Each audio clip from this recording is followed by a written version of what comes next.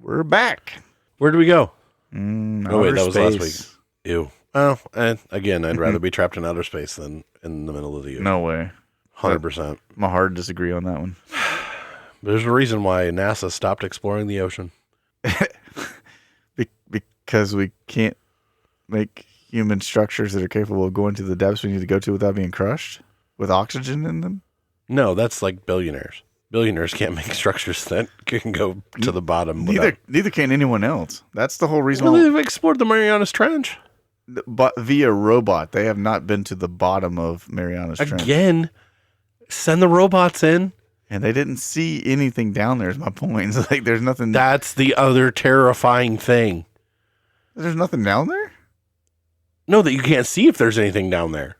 Oh, look. There's nothing down there. Aliens.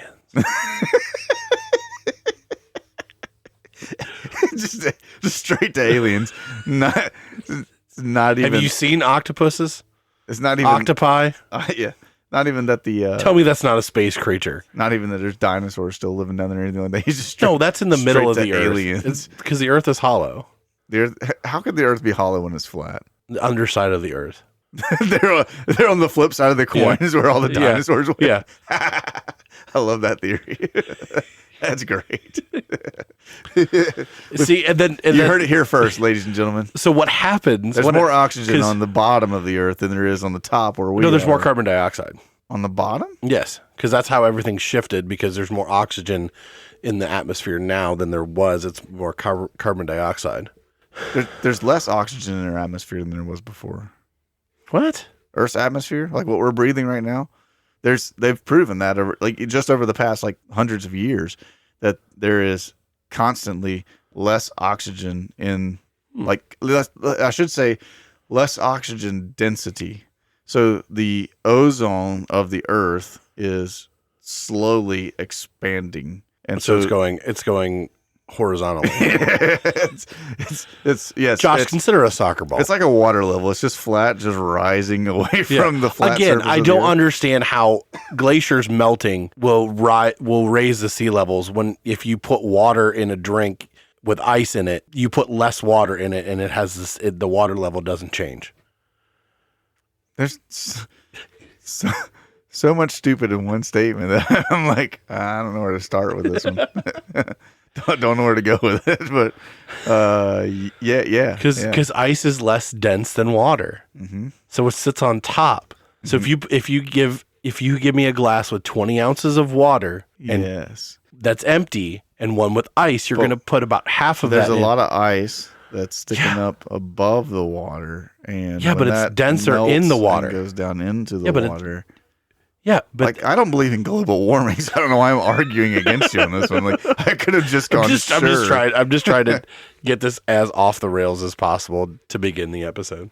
I don't believe anything that I'm saying. The Earth is flat. The dinosaurs are on the bottom. We've solved everything for you. Just time is cyclical. Pay attention. Time is cyclical. It just when it stops, it starts all the way over again, and the Earth just flips on its horizontal axis, and the dinosaurs are already there. We've been in a constant process of. That's hilarious. Golly, we're coming up with the most unhinged theories today. Yes, sir. Love it. End of the year, brain. There you go. All right, I got a question for you this morning or this afternoon or whatever time of day it is for you when you're listening to this, listeners. I'm just completely derailed now. Off the chain. Mission accomplished. Yeah. So, would you rather be followed everywhere by a goose that dislikes you, or be followed everywhere by a raccoon that loves you just a little too much? I mean, so followed by a normal goose or a slightly clingy raccoon. I'm taking the trash panda. Trash panda? Yeah. For the win? Yeah, because we said it like 2 episodes ago. Canadian Cobra chickens. Yeah. No, I'm going with the slightly clingy raccoon. You did say raccoon, right? Not slightly clingy. Overly clingy? It says it loves you a little too much. I mean, Like, could you imagine, like, you're trying to get work done, and that daggone raccoon is just like, pet me, pet me, pet me. It's like my dog. You've seen how Finn is. Yeah. He has no personal space whatsoever. So he's just like, I mean, I'm a part of you now. I'd be okay with it. I kind of low-key want a pet raccoon anyway. Same, though. Because, so like, yeah, I'm going to go with the raccoon. But I want a pet raccoon, yeah. Not for the affection side of it. I just want it for the cool factor. I think they're adorable, first off. But like I just want people to walk in the house and go, is that a raccoon? Again, like the two pets that I would want to have but could never have is either a red panda or a raccoon. Okay. Because red pandas are pretty much just a red panda is the one that smells like popcorn. Is that a different bear? I don't know, maybe. There's some bear. I think there's like some kind of brown bear thing that smells like popcorn. Yeah, interesting. I will have to do some research on that one, but yeah. So I've always said that I would always want to have a cheetah, but like it's unrealistic. But I want a cheetah as a pet. Well, and that was the thing. Like I think I was talking to Carter about this. I was like, if you could have a house-sized pet of any kind, what would it be? And like my number one answer would be a cheetah because they're still in the cat family, but they're more like a dog than a cat, and they don't see humans as prey. Right. So still capable of messing you up, 100%. But it's not their first instinct. Like, the cat brain kicks in. It's like, oh, where's my food? Right. You're here to feed me. Yeah. Like, so the one that smells like popcorn is the binturong. It's commonly known as you bent wrong? Yeah, he bent wrong. It's commonly known as the bear cat, and they're like not the most adorable looking things in the whole world, but they're like, yeah, they say that they smell like popcorn. Interesting. It's this guy. He's kind of wild looking, but Josh's face is like, I mean, okay. Like, so if you want adorable in its own right. No, they're kind of crazy looking. A binturong to me looks like if oh gosh, this is gonna be a really bad description. if you took a cat, a small bear, and the drunk guy that hangs outside of a gas station and put them all together, that's fair. That's what a binturong kind of looks like. Look up a picture of them. They're pretty. Yeah, there's literally a picture of one that has a thing, an arrow pointing to it, and above it says goblin mode. But they smell like popcorn, so that's kind of dope. Yeah. But then it'd be hungry for popcorn constantly. Yeah, that'd be a wild thing too. Yeah, I've always thought about that because there's another bear species that supposedly smells like strawberries, and I'm like, oh, Lotso Hugging Bear. That's hilarious. Lotso Hugging, yeah. But they like there's different different creatures that smell like different things, and the Lotso takes me back to the Disney Pixar movie trivia that we did for Dark Knight Morning Show. Yeah, where you were furious. Yep, sure was. And so was Andrew because he like ran out of questions. Yep, that was the one where I got snapped to rubber bands for wrong answers, right? Yeah, and then I was furious because then you just let go of everyone right, all of them right, except for like one. Yeah, and I got all of them wrong, except for like one. Yeah, and so I was getting snapped to rubber bands constantly. So for everybody else out there listening, we strung together a bunch of rubber bands. So it wasn't just like you're taking one little rubber band and getting popped by it. I'm sure we can link the episode in the we will in the description. Yeah, but it's it's quite painful. And then just out of my frustration at the end of it, I reared back and let the rubber band go into Josh because I was a sore loser. If I'm going to be honest with you. It's fine. We're both competitive. That's right. All right, we ready to jump into this thing? Yes, sir. Good morning, Josh. Good morning, Josh. Recognize me? No? Well, I'm Josh. I got suspended from school because of Josh. You could be there with me in every way imaginable, Josh. Josh is truly in a trance, yes. I went to high school with Josh, and I can tell you right now, he's a terrific kisser. Hi, I'm Josh. Josh, these are people's jobs we're talking about, Josh. Thank you very much. Hi. Josh walking in the door wasn't even close. Josh, you are a muffin-snuggling pirate puncher. Josh is a good guy. We can talk to him. Please welcome Joshua. Josh.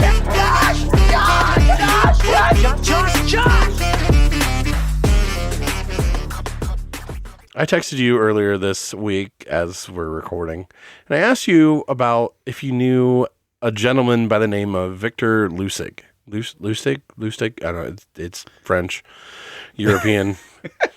Lustig. It's French, so I give up. And his first name is Victor. Yes. There's a French guy named Victor. That just Victor. seems weird to me. I don't know. I always kind of think of like Victor as being more, I don't know, like Russian-ish. Yeah. Like Victor. Because at first when you sent it to me, I was like, vampire immediately. No, that's Vlad. Yeah. And then you're like, nope, he's French. Yeah. It's like, oh, okay. So he's a really weird vampire. So, so I asked Josh this question to tell this story. Love stories. All right. So picture it. It's Paris, 1925, kind of post World War I, pre World War II. City of Lights, romance, artists, pastries that are at least 40% butter. And of course, one very large metal landmark that the government wasn't sure what to do with. Now, is this the Statue of Liberty you're talking about? No. Oh, you're talking about the Eiffel Tower. Huh? Wasn't sure what to do with? Yeah. So the Eiffel Tower was originally built for the 1889 World's Fair. Okay. And wasn't supposed to stay up forever. It was basically like the focal point of the World's Fair. Right. I want to do a deep dive into the World's Fair because that's a whole nother weird thing. There's a lot behind the World's Fair. Yeah.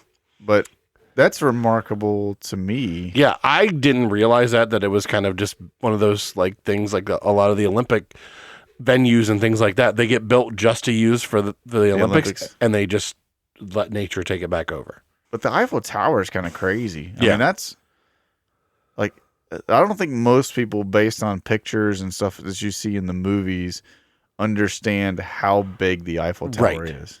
It's massive. Mm-hmm. Like even the Statue of Liberty, you don't think is that big, but so yeah, that's anyways. Okay. Yeah. All right. So after the fair, the people in Paris were like, "Yeah, that's a cool tower. So like, when are we taking this thing down?" So fast forward to the 1920s, Taking this thing down. Yeah. So just to be clear, I looked it up real quick. The Eiffel Tower is 1,083 feet tall. Okay. So That's nothing to shake a stick at. right. 200 feet in the air will make you poop your pants if you're up there without any restraints. Yeah. And that is 5 times that. Right. Okay. Anyways. Yeah. Move Anywho, on. How do we take this thing down? so 1920, it's still standing, but rumors are floating around that the government might finally be ready to take it down and scrap it. Mm-hmm. So Scrap it. maintenance at this time, maintenance is expensive. Yep. Iron is a very valuable commodity because you're just coming out of a world war. And things are kind of damaged. Like that's a lot of scrap iron that you can melt back down and redo infrastructure and everything like that. Absolutely. Yeah. So, and the French government the entire Eiffel Tower is made out of iron. I believe so. Wow. Okay. So, and the French government is like broke, like we're eating baguettes because they're the cheapest thing we can make broke. Yeah. So enter a man with the confidence of a golden retriever and the morals of a raccoon knocking over your trash cans. Hey, let's go. Trash Victor cans. Lustig, con artist extraordinaire. The kind of guy who could sell your own shoes to you while you're wearing them. Nice. So he's fluent in multiple languages. Okay. He's charming to a dangerous degree. Do we know what languages? No, it doesn't. Okay. It doesn't say.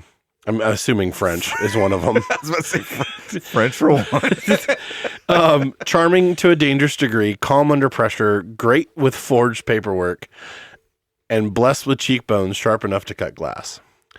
So it's like D.B. Cooper, but in France. Right. So basically, in short, he was the James Bond of scamming. Yeah. So if Bond uses superpowers for absolutely no good at all. So Victor strolls up to Paris, takes one look at the Eiffel Tower, and says, "I'm going to sell that." Oh, no. That's amazing. The confidence, the audacity, and the absolute lack of supervision in 1925. He's like, is there any documents on who owns that thing? And they're like, oh, no, they built it for the World Fair. He's like, Yeah. Good. So Victor reads a newspaper and sees the rumors about the Eiffel Tower's possible dismantling and immediately goes, "That's my opportunity." Wow. So he rents a luxurious hotel suite Because if you're going to lie, you might as well do it with velvet curtains. Go big or go home. Yeah, exactly. Yes, sir. Yes, sir. And sends official-looking letters to the top scrap metal dealers in Paris. Scrap metal. Uh-huh. So he wasn't going after the idea of, hey, you can own the Eiffel Tower, like as a keep it type of thing. Uh-huh. He's telling them, hey, I'll sell you the rights to come in and take I'm this bad boy down. gonna pose and bidding out government contracts to come and scrap this thing for metal. Yo. So This guy's thinking, man. The letters say the government wants to quietly sell the Eiffel Tower for scraps. It's a secret to avoid public outrage. Please come to a confidential building for a meeting. Don't tell anyone. Wear something nice. People bought the scam, the forged documents. Hook, line, and sinker. So these scrap dealers show up thinking they're about to dismantle a national icon.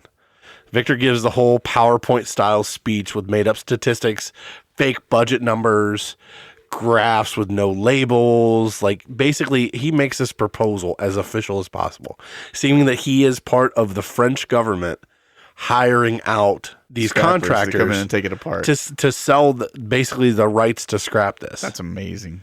Then Andre Poisson comes into play. A scrap dealer desperate to climb the social ladder. He's new, he's insecure, and he wants to be a big shot. Thought you were going to say Andre Agassi at first. No, that's down the road. So he wants to be a big shot. Basically, he wants to prove himself. And Victor can sense that he has those insecurities and basically like sharks to the water. Right. So Poisson wins the bid. And then, chef's kiss to all of this, Victor suggests that certain governmental favors would require a discreet bribe. And he's like, yes, this is how Paris works. So he pays the bid and the bribe, and he gives Lustig jewelry as a gift. Ooh, okay. So basically, he paid enough to buy like 3 Eiffel Towers. Victor pockets the money and gets on a train to Austria and vanishes. So this dude just scammed this guy. Jeez. Out of paying to have the rights to scrap the Eiffel Tower. And then just pieced out. And then just vanishes. Austria, boom, gone. Bye. See you later. That's, wow. Okay. Okay. So typically this is where the story would end, right?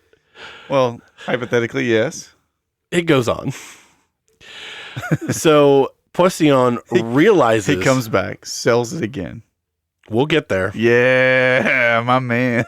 He realizes he's been conned and doesn't tell anybody. He's trying to save face. He's trying to save his own face. He's embarrassed. His career would be ruined. And he literally bribed somebody posing as a government official. Which you can't do. Right. So this is the key to any, this is the key why it works so well is because you make your victim too ashamed to report what you did and subsequently what he did. So basically it's the same strategy that shared by every shady magician and 90% of TikTok ads. Part 2 of selling the Eiffel Tower. Okay. So right now, if Josh or I successfully sold the Eiffel Tower once, we'd consider that our lifetime achievement. Yeah. We'd retire, write a memoir, maybe go live on a farm somewhere secluded from everybody. Victor didn't do that. He comes back for round 2. A few months later, he sees there's no news, no investigation, no scandal. So he returns to Paris and sends another batch of letters out to sell the Eiffel Tower. He does the same thing over again? He does the same thing over again. Hopefully to different people this time at least? Yes. And they fell for it again. Wow. Almost. So one dealer got suspicious. Maybe it was the nervous sweating. Maybe it was the forged documents. Maybe the 1920s printer ink. Or maybe he just figured it out. But he alerted the police who showed up to the hotel. And Victor, being the Houdini of scams, slips away just in time. So basically this feels like the Catch Me If You Can kind of that whole thing. So he didn't just sell the Eiffel Tower twice. He tried to sell it 2 times. Okay. He successfully, quote unquote, sold it once. Right. And then he tried to do it again. Tried to do it a second time. Tried to do it a second time. So you might be asking yourself, so what does Victor do now after selling the Eiffel Tower? Well, he moves to the United States, and he scams a very prominent figure in Chicago in the 1920s. We've talked about him before on the podcast. His name's Al Capone. Oh my goodness. He scammed Al Capone? And he survived. Wow.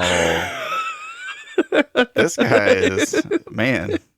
So he scams banks, he prints fake money, he invents a fake machine that quote unquote duplicates bills, and people buy it because people be people and people be dumb. People are dumb. So ultimately the FBI catches up on his counterfeiting charge and he goes to Alcatraz. Okay. So he got sent to Alcatraz for counterfeiting and things like that. And he's one of the guys that escaped with Clint Eastwood. Yeah. Right. Yeah. No, he actually did die in 1947 in Missouri, I believe, in a prison hospital for high security inmates. Okay. So basically he got sick while he was in Alcatraz and they transferred him to Missouri. Gotcha. To this hospital. So his occupation on his death certificate. They sent him from misery to misery. Yep. His official occupation on his death certificate, salesman. I mean, technically, not lying. No, not lying whatsoever. So salesman. Basically, so what have we learned today? Confidence can take you very far, very, very far. A long ways if you're ostentatious enough to pull some stuff off. The other thing is fake documents were disturbingly easy to make in 1925. Right. That embarrassment is stronger than justice. Mm-hmm. And that if someone tries to sell you a famous landmark, maybe call somebody first. Yeah, listen, that's a whole thing right there. They got a bridge in Brooklyn to sell you. Yeah. Some beachfront property in Arizona. Yeah, that's always my favorite one. Yeah, yeah, that's hilarious. I thought for sure when you said that after the second attempt to sell the Eiffel Tower, that he came to America, that you're going to be like, and he sold the Statue of Liberty. Yeah. So if you guys out there have never heard Jim Gaffigan's bit about the Statue of Liberty, that one's worth a listen to. He's like, talking all about like France giving the Statue of Liberty and like what if America would have tried to like re-gift it to somebody else. Right. French come over there like, where's the Statue of Liberty? And he's like, oh yeah, we thought Mexico would really like that. The Eiffel Tower still stands today, not because it's too beautiful to scrap, but one guy with a suitcase full of forged stationery scammed everyone so hard that they shut down the idea forever. Jeez. That is the story of that was the story behind the man who sold the Eiffel Tower. That's pretty crazy to me. Yeah, like that's number one, that's a wild story that a guy would even like just coming up with that scheme to begin with and then pulling it off one time and going back for round two. Right. Like all of it's kind of crazy. It's one of those things where it's like, okay, well, I haven't heard anything about it. Nobody said anything about it. Nobody's looking for me. Sure. Might as well do that again. For all intents and purposes, everybody still believed it, and that contract just fell through. Yeah, right. The other person, went back on their end of the deal or something like that. But so what does it say what his scam was against Al Capone? So yeah. It was. Sorry, I'm just wondering how a guy gets one over on the the most notorious gangster of that time period. Yeah, he was a scam artist through and through. According to Wikipedia, he had a scam aimed at Al Capone, knowing that he faced certain death if his mark realized what he was doing.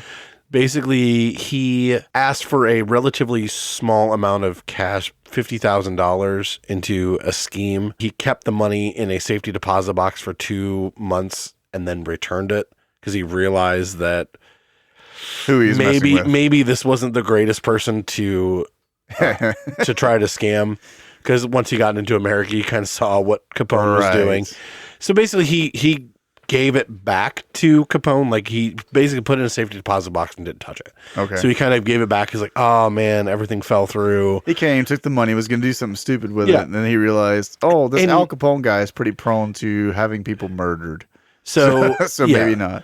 And it was one of those things where he actually did get one over on Capone. Basically, when he came back, Capone saw him as an honest man. Like, hey, man, this fell through. Here's your money back. It broke me. Like, I don't have anything now. Yeah. So basically, he was able to get about $1,000, anywhere from $1,000 to $5,000 from Capone, because Capone felt sorry for him. So, I mean, Which in that day and time was a good chunk of change. So he did kind of went out on the end. And then, but in a more honest feeling way, in a sense. Yeah. So how he ended up getting caught in the United States was basically he was with a woman, and then he was cheating on her, and basically the woman that he was originally with basically went to the feds and sold him out with fake documents, printing stuff for counterfeiting. There was a locker in Times Square subway containing $51,000 in counterfeit bills and the plates.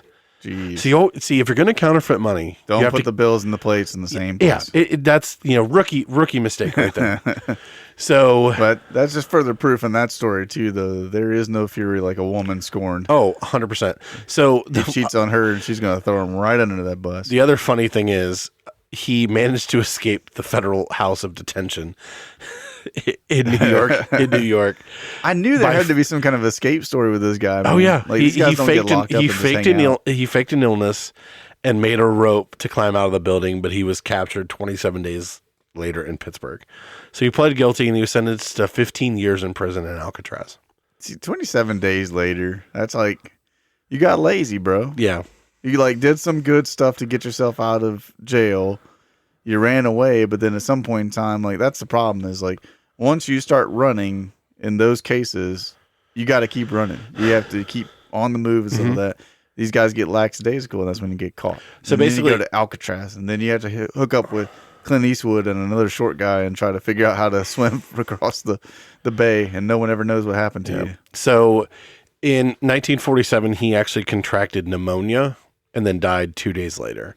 Wow. In Springfield, Missouri.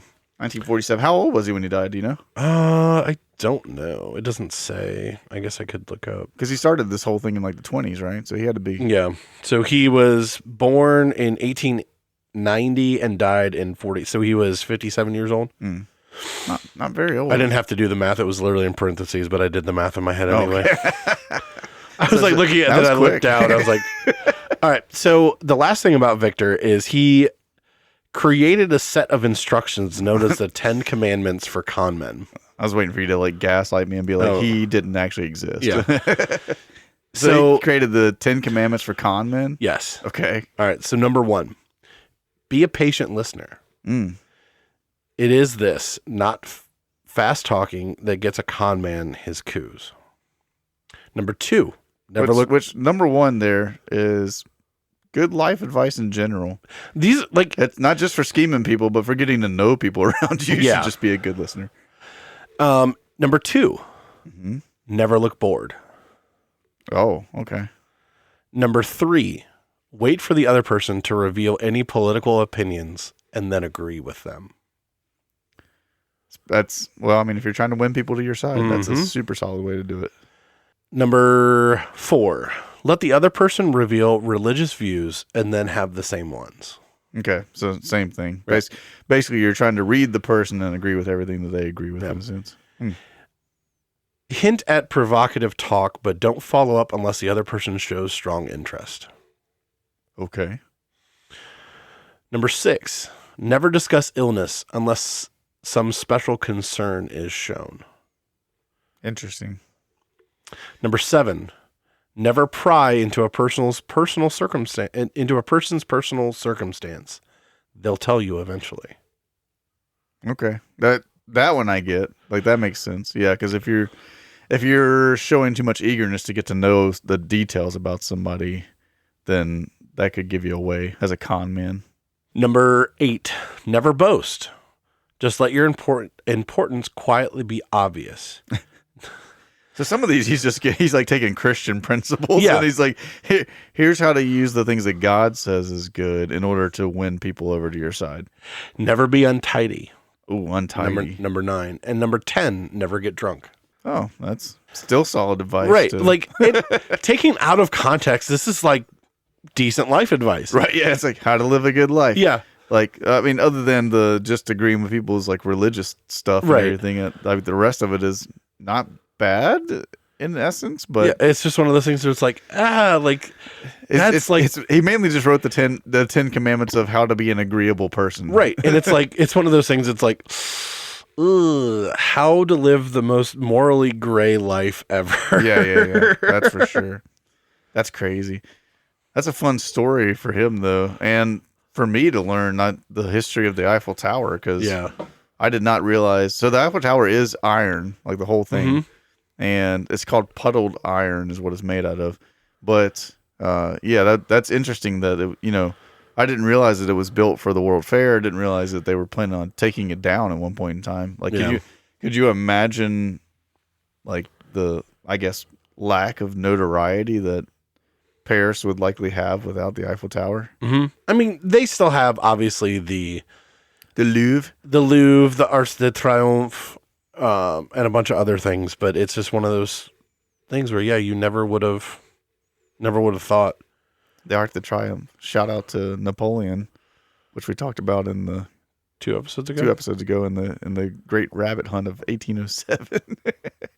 The Napoleon has the Arc de Triomphe resurrected in his honor in the city, and then is defeated by rabbits. It was a good time. And he wasn't short. Right. Actually, I'm looking up the Wikipedia on the Eiffel Tower, and it's one of those things where it was built for the World's Fair. It is the most visited structure with an entrance fee, or national monument with an entrance fee? Huh. I would love to know how many people get engaged at the Eiffel Tower every year. Because that's like, you just see tons and tons of videos and pictures and stuff of people getting engaged right in front of the Eiffel Tower. So it's the backdrop to your engagement photo and stuff. And I'm like, that's cool, I guess. But I don't know. It's just a tower. 1,082 foot tower. Yeah. Made out of iron. Anyways, so I got a fun thing for you that leads into Christmas time. Oh, yeah, because that'll be next week? Yeah, it's next week, as you guys are listening to this episode. So I was just looking at the calendar a while ago to make sure I was right about that.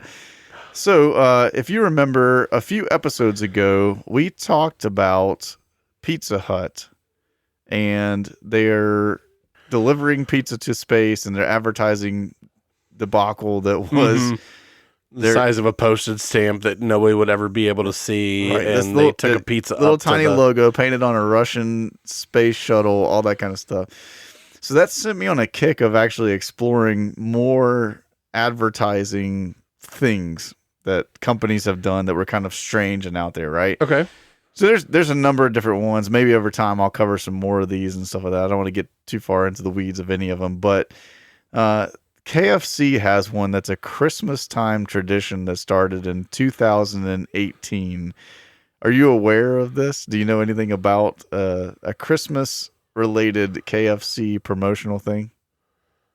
Okay, so this might not be weird. I know that KFC is extremely popular in Japan around Christmas time. Yeah, it has nothing to do with that. Okay. I was going to say that's the only... This is a United States thing. Really? Yeah, okay, yeah. so I guess that's the only thing I know about KFC and Christmas is like that's a very popular food in Japan in around Christmas It time. really is. Yeah. I mean, don't get me wrong. Like as far as like big chain chicken restaurants, like Sure. KFC is grossly underrated in my opinion.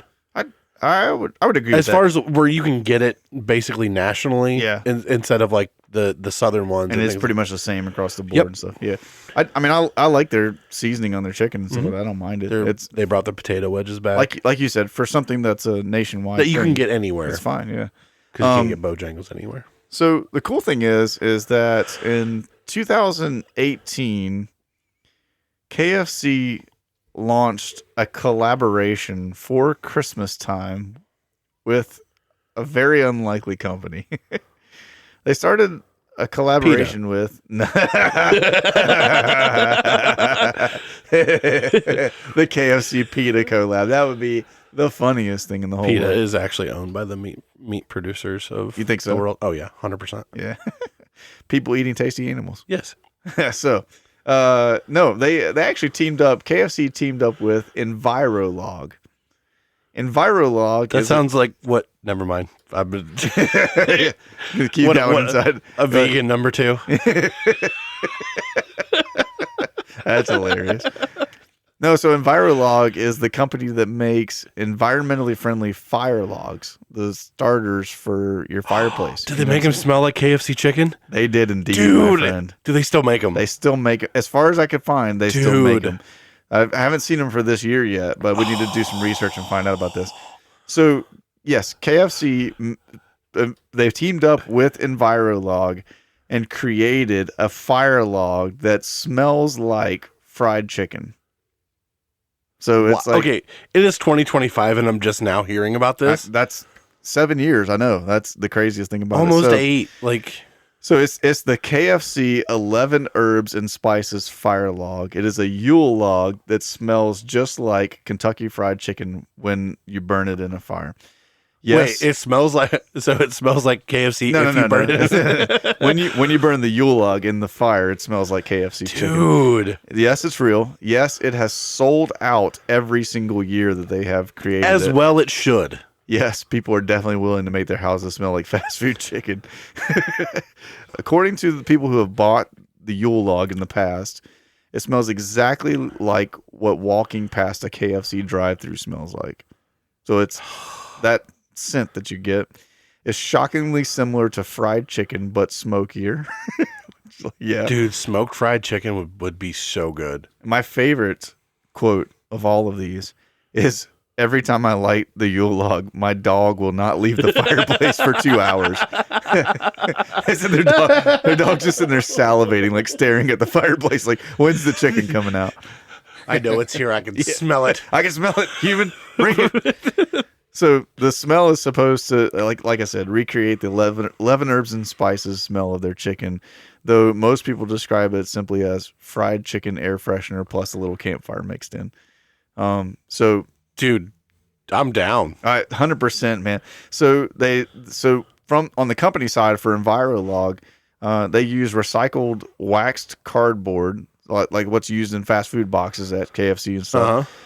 A proprietary blend of scent additives, so the things to make up the 11 herbs and spices, and then the firelog material is wrapped in a KFC themed packaging. Dude, they're actually environmentally friendly compared to traditional logs.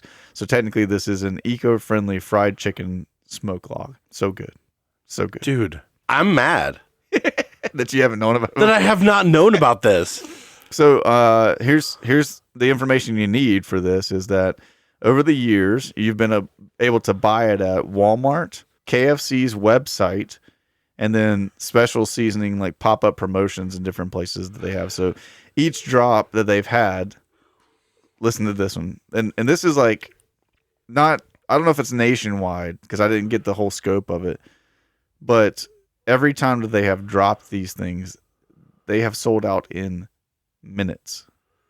So it's like people I could imagine waiting for them. Like I could imagine, like, because obviously you don't see any like advertisements for it, things like that. Like once that first run, it was probably a gimmicky thing to just. Oh, they said it was 100% just publicity stunt, right? Like the first year, and it's like, yep, ooh, that's all it was. Wait a minute, but yeah, we might be onto something. So they did it as a big publicity stunt the first year in 2018, and they said that like once a few people got them and had burned them in their houses, they sold out like in just a matter of days.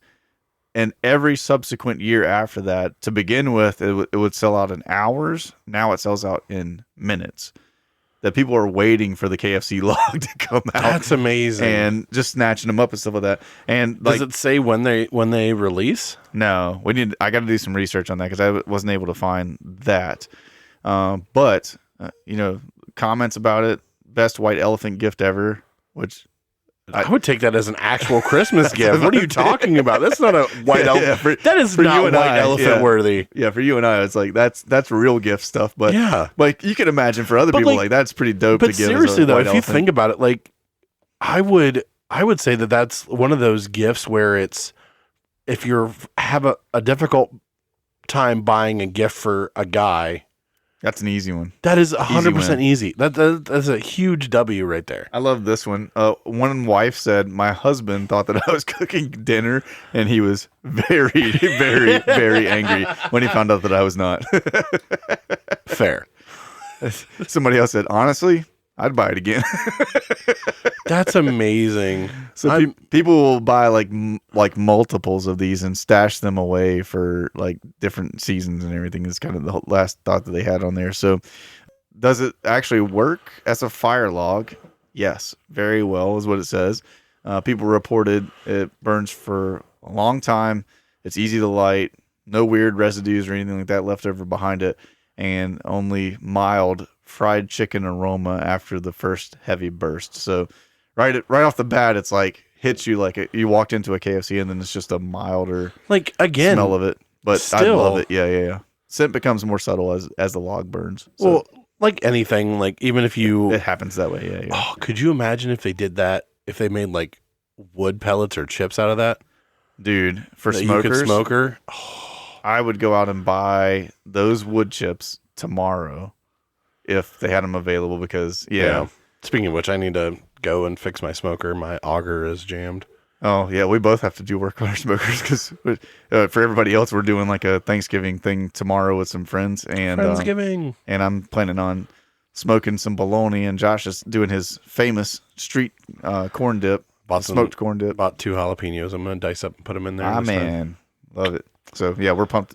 Anytime Josh and I start talking about food we get real excited. Food and Star Wars is probably our biggest rabbit hole topic. Real pumped about either one of those things. But yeah, so like we gotta do some smoker work tonight so that we can get ready for tomorrow. But I'm gonna try to put my smoked bologna in right before I come over for D&D tomorrow. Speaking of, and that way I can come back and get it when it's like still hot and stuff. Speaking of Mandela effects, have you heard the Oscar Mayer one?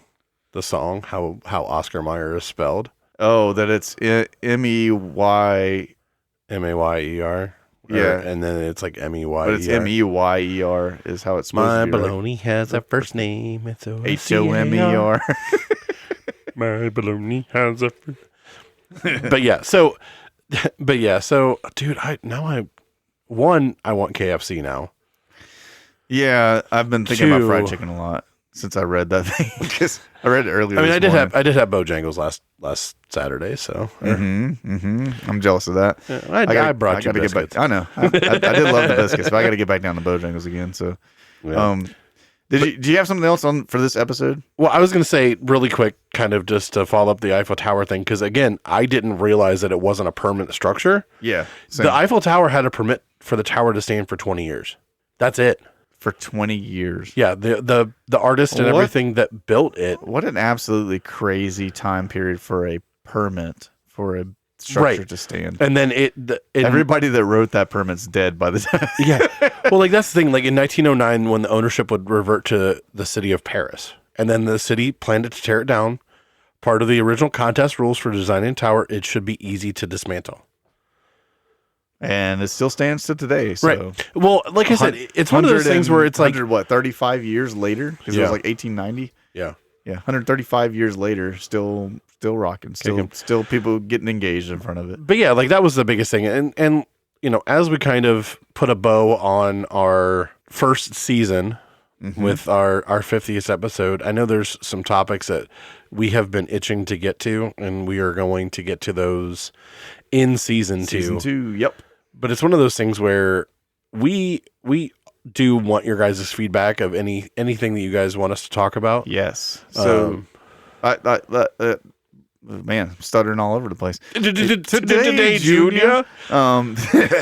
No, so like Wyatt Ramsire did in a previous comment of his, he told us some of his favorite episodes and stories that we had told and stuff. We want to hear those things from all of you guys. Yeah. So if you kind of go back, if you've listened to all of this season, all of the past year's worth of episodes that we've done, go back and think through, like, what were some of your favorite things, or maybe like what's your favorite style of thing that we've done, right? And let us know that, because like, is it the storytelling? You know, like when we talk about this story today of Victor and him scamming people into purchasing the rights to tear down the Eiffel Tower twice. Is it those kinds of stories? You know, I think back to the Boston Massacre, right, was a favorite of ours. The world's largest stuff that we've done. Yeah, the mishaps like the balloon fest that we just talked about. And if there's any other information that we've missed in those episodes, I mean, a lot of the topics that we talk about, there are things that we miss, and some of it's intentional, some of it's not intentional. Because a lot of times we want to give you just like the synopsis of the story. And that's one of the things where, like, hey, if it's one of the things where we're completely wrong, like, you know, somebody accusing me that pizza's not a sandwich, you know, let us know. Yeah, so you can feel free to correct us, but otherwise, let us know what's your favorite things. What are some things you want us to talk more about? Yep. Like, we genuinely would love to hear topics, ideas. If you've got a wild story that you know of or want to tell, we're happy to read things that you submit to us and stuff too. If there's an obscure cryptid that you want us to look into, I know Josh and I have been at least we have been enjoying doing the cryptids in the month and doing the research for those. We like the cryptid stuff. I've actually still got a cryptid that I've had in pocket for a while. Oh, and we haven't touched on it yet. So we'll need to. And also, we're gonna revisit the Mothman and the Flatwoods monster. I almost said Enfield. But yeah. Well, so Enfield's on my list. Yeah. That was the one. And but so yeah, we're sitting on a few of those. We haven't really discussed the Bigfoot much, who is one of the big ones that's kind of floating out there. Except for, what was it? Was it Jordan's comment, or was it somebody else that commented about why Bigfoot's always blurry? I think it was Joe. Or was it Joe? Maybe Joe or Jordan. Joe, yeah, one of the J's. But yeah, we've got some of those floating out there.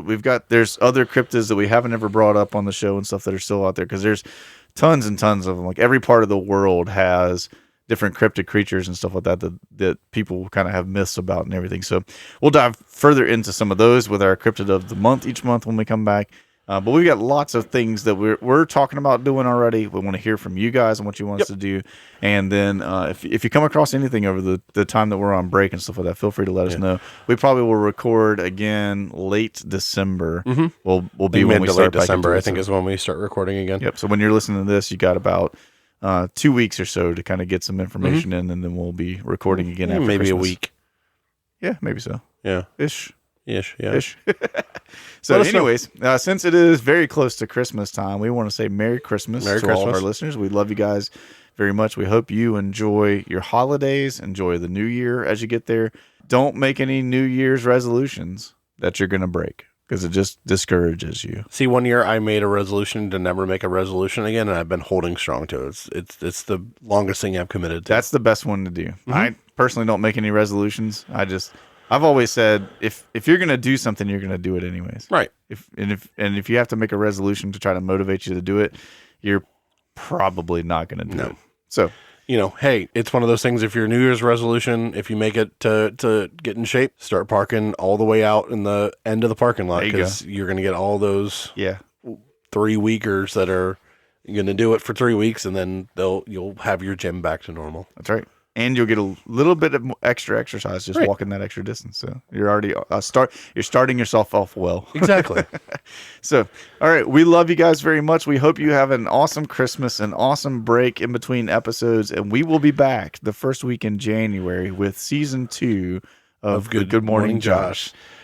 Merry Christmas to all, and to all a good night. We love you guys. Bye.